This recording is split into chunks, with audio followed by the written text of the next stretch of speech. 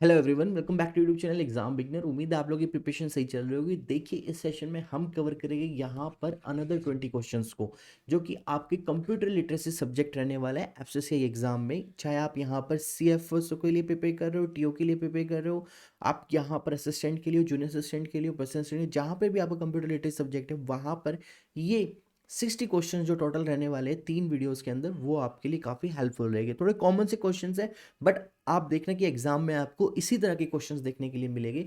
तो इससे पहले हमने 20 क्वेश्चंस कवर करा दिए। उस वीडियो का मैं लिंक नीचे डिस्क्रिप्शन में दूंगा।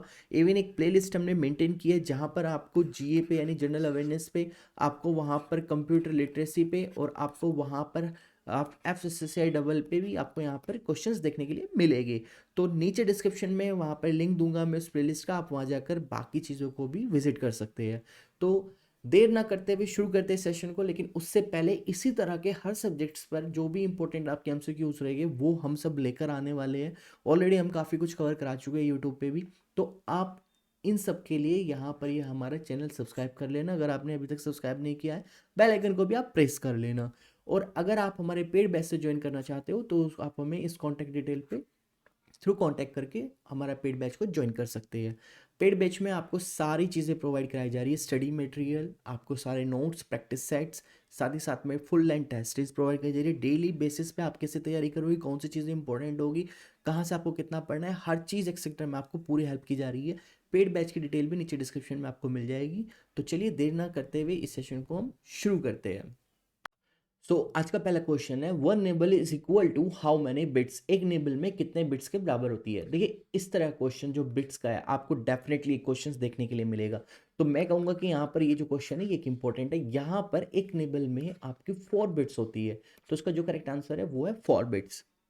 नेक्स्ट क्वेश्चन है हमारा, ULSI micro processor is use in which generation of computers. यानी यूएलएसआई माइक्रो प्रोसेसर होता है एक तरह का, जो कि किस कंप्यूटर जनरेशन में ये प्रयोग किया जाता है।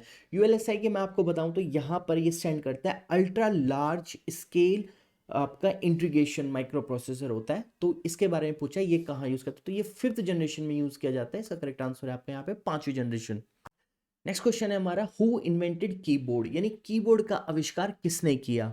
तो यहां पे इसका करेक्ट आंसर है आपका क्रिस्टोफर लेथम शोल्स ने। यानी क्रिस्टोफर लेथम शोल्स ने यहां पर आपका कीबोर्ड का आविष्कार किया। तो ऐसे ही कॉमन क्वेश्चंस आपको एग्जाम में देखने के लिए मिलेंगे।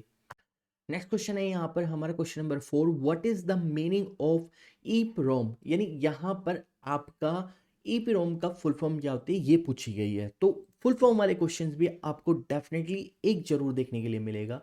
आपको पता है कि आपके 20-25 क्वेश्चंस आएंगे, तो उसमें आपको हर कैटेगरी के क्वेश्चंस देखने के लिए मिलेंगे। तो यहाँ पर ईपरोम का फुल फॉर्म होती है electrical erasable programmable read only memory. तो ऑप्शन नंबर 2 इसका करेक्ट है। क्वेश्चन नंबर नेक्स्ट सीखते हैं 5, what can be considered as a basic building blocks of a digital circuit. यानी निम्नलिखित में से किसे एक डिजिटल सर्किट के बेसिक बिल्डिंग ब्लॉक के रूप में माना जा सकता है। तो वो है आपका यहाँ पर लॉजिक गेट। लॉजिक गेट को ही हम यहाँ पर बेसिक बिल्डिंग ब्लॉक्स के लिए कंसिडर करते हैं किसी भी डिजिटल सर्किट में। क्वेश्चन नंबर नेक्स्ट है हमारा 6, which function key is use to check a spellings. यानी यहाँ पर पूछा है निम्नलिखित में से किस माध्यम में से मुख्य वर्तनी की जांच की जाती है।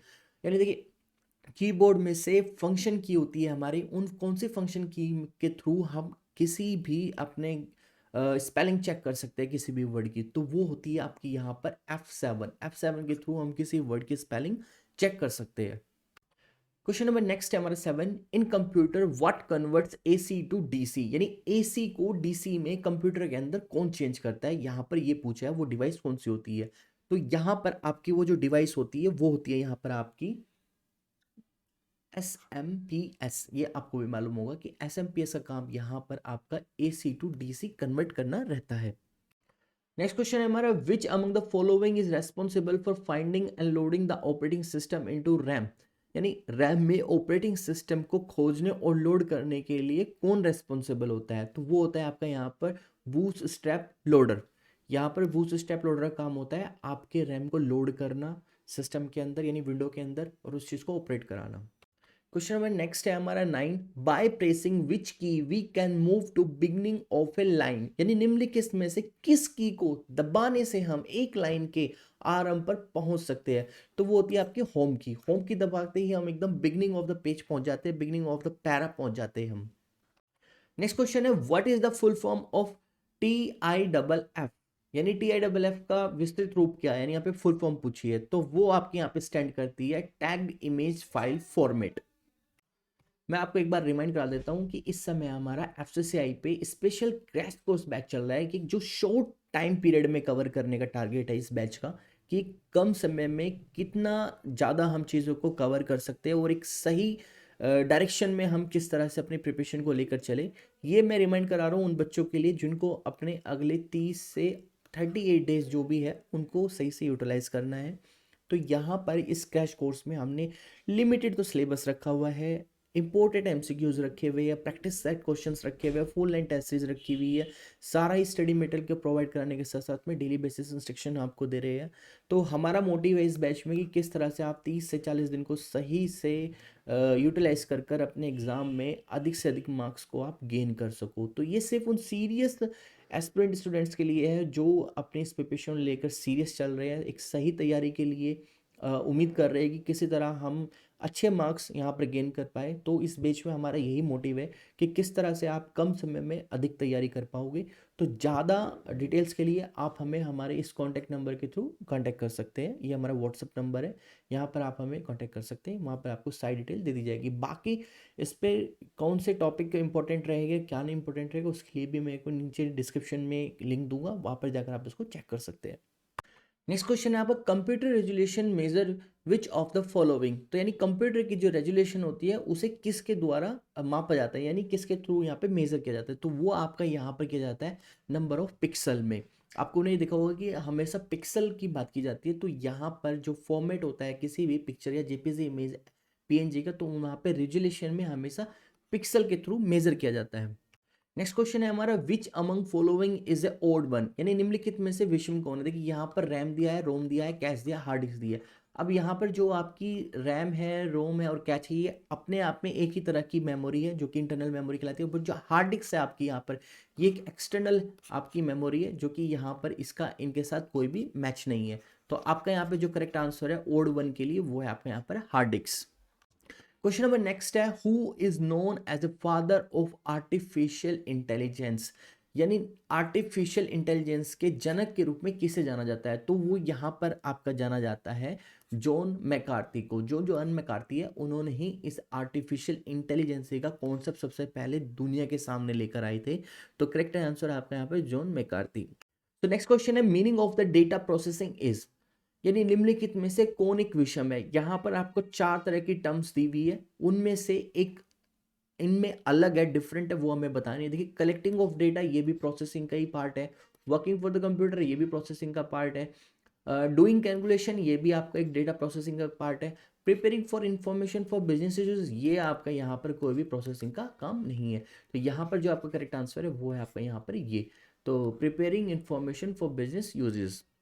क्वेश्चन नंबर नेक्स्ट है which operating system is developed by Apple, तो निम्नलिखित में से कौन सा ऑपरेटिंग सिस्टम एप्पल के द्वारा विकसित किया गया है ये पूछा है। तो ऑब्वियसली आपको पता है यहाँ पर मैक ओएस जो कि मैक ऑपरेटिंग सिस्टम है वो यहाँ पर एप्पल के द्वारा बनाया गया है।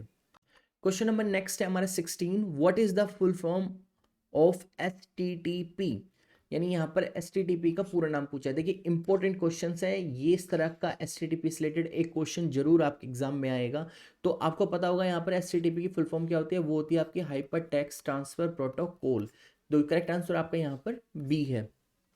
नेक्स्ट क्वेश्चन है हमारा 17 an assembler is used to translate a program written in, यानी यहाँ पर आपका किसी भी सेंटेंस को किसी भी पैराग्राफ को ट्रांसलेट करने में जो प्रोग्राम होता है वो किस तरह की लैंग्वेज का यूज़ करता है। तो वो यूज़ करता है आपका यहाँ पर असेंबली लैंग्वेज का। तो जो करेक्ट आंसर है आपका यहाँ पर असेंबली लैंग्वेज।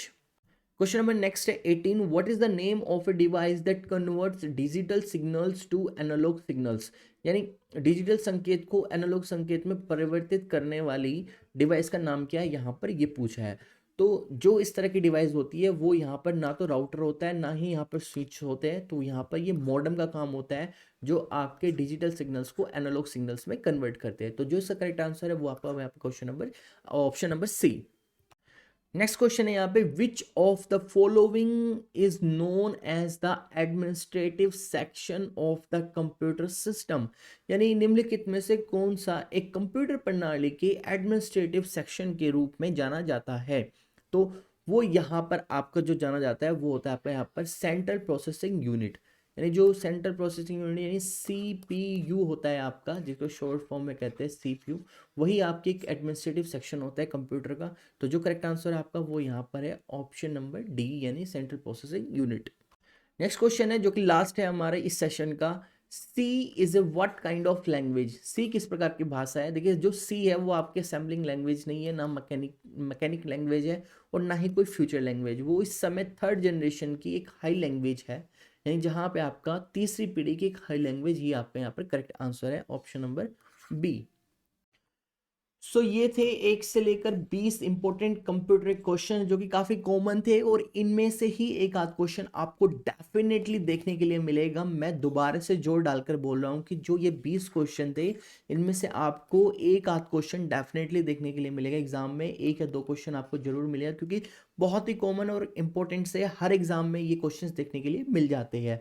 इसी तरह नेक्स्ट पार्ट आएगा 20 क्वेश्चंस का, उसको भी देखना आप ना भूलना। चैनल को सब्सक्राइब कर लेना इसी तरह की सारी यूजफुल वीडियोस को। अगर आपको लगता है कि मेरा चैनल आपके एग्जाम में कोई हेल्प कर रहा है, ये क्वेश्चंस आपके लिए हेल्पफुल है, तो चैनल को सब्सक्राइब और बेल आइकन को प्रेस करें, बिल्कुल भी मत जाना, और वीडियो को भी लाइक कर देना। मिलते हैं और नेक्स्ट सेशन में, तब तक का टिल देन बाय बाय।